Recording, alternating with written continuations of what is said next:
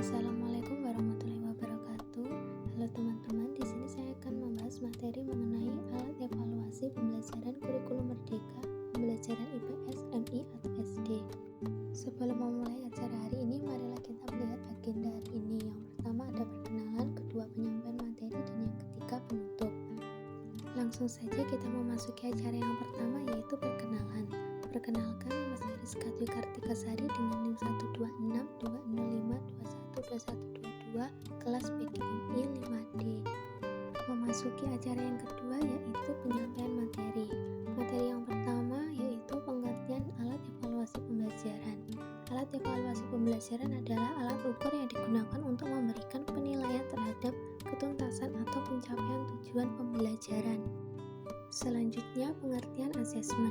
Asesmen adalah proses pengumpulan dan pengolahan informasi untuk mengetahui kebutuhan belajar, perkembangan, dan pencapaian hasil belajar peserta didik yang hasilnya kemudian digunakan sebagai bahan refleksi serta landasan untuk meningkatkan mutu pembelajaran.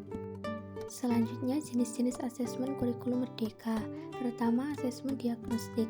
Dalam kurikulum merdeka, penilaian diagnostik diberikan di awal sebelum memasuki pembelajaran.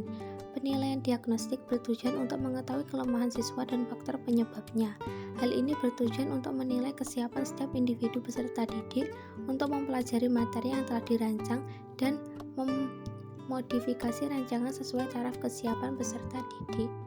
Asesmen diagnostik terbagi menjadi ada asesmen non-kognitif dan asesmen kognitif. Yang pertama, asesmen non-kognitif. Asesmen diagnostik non-kognitif di awal pembelajaran dilakukan untuk menggali hal-hal seperti berikut ini. Yang pertama, kesejahteraan psikologis dan sosial emosi siswa. Kedua, aktivitas siswa selama belajar di rumah. Ketiga, kondisi keluarga dan pergaulan siswa. Keempat, gaya belajar, karakter, serta minat siswa. Tahapan melaksanakan asesmen diagnostik non-kognitif adalah ada persiapan, selanjutnya pelaksanaan, kemudian tindak lanjut. Jenis yang kedua yaitu asesmen kognitif. Asesmen kognitif bisa berupa asesmen formatif dan asesmen sumatif.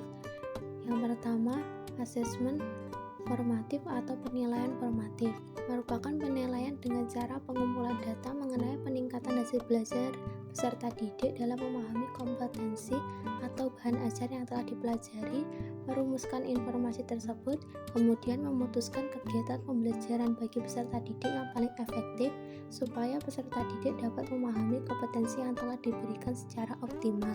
Yang kedua, asesmen sumatif atau penilaian sumatif merupakan penilaian yang dilakukan pada saat program pembelajaran telah berakhir dan dianggap telah selesai. Jenis penilaian ini digunakan untuk mendapatkan klasifikasi penghargaan pada akhir dari proses pembelajaran yang disusun untuk merekam pencapaian keseluruhan peserta didik secara sistematis. Selanjutnya, langkah-langkah dalam asesmen diagnostik. Adapun langkah-langkah dalam asesmen diagnostik, yang pertama, mengidentifikasi kompetensi dasar yang belum tercapai ketuntasannya. Kedua, menentukan kemungkinan sumber masalah. Ketiga, menentukan bentuk dan jumlah soal yang sesuai. Keempat, menyusun kisi-kisi soal. Kelima, menulis soal. Keenam, mereview soal. Dan yang terakhir, menyusun kriteria penilaian. Memasuki acara yang terakhir yaitu penutup. Demikian materi yang dapat saya sampaikan, semoga bermanfaat. Wassalamualaikum warahmatullahi wabarakatuh.